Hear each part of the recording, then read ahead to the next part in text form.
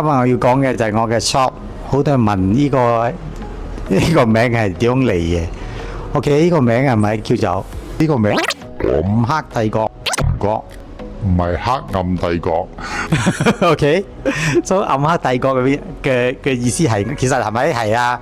我係好中意睇 anime 嘅，所以係咪帝國咧？其實係一個 from 個 Zoid 嘅一個故仔嘅，叫做 Gnostic 帝國嘅嗰個簡稱嚟嘅，所以 that's why 我就叫帝國。暗黑咧，因為我不嬲都好中意黑暗嘅嘢嘅。如果黑暗咧就係Chinese 嘅 word， 暗黑咧就係日本嘅 word。And then Mecha-Dios 咧係 Mecha 代表嗰個機器咯。Dios 咧，如果你識讀嘅話，調轉嚟咧即 OID 係 Zoid。所以唔係其實我唔係我係儲 Zoid 大嘅。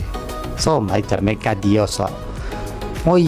其實我依間 shop 只開咗10年啫，應該係10周年咗。但係咪我做 Zoid 同埋賣 Zoid 咧，其實喺 eBay 嘅時候咧已經有20幾年歷史咗噶啦。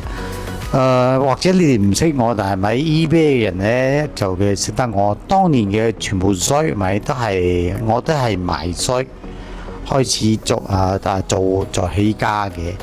所以唔係好多人知道咩叫 Chrome Zoid 啊 ？Chrome Zoid 咧就賣緊3500，當年買我賣出嘅係19,000馬幣 ，of course 嘅。所以我就係依間 shop 咧就係開始咧就係賣 Zoid 開始嘅，所以可以講係全馬唯一一間賣 Zoid 嘅 shop 嚟嘅。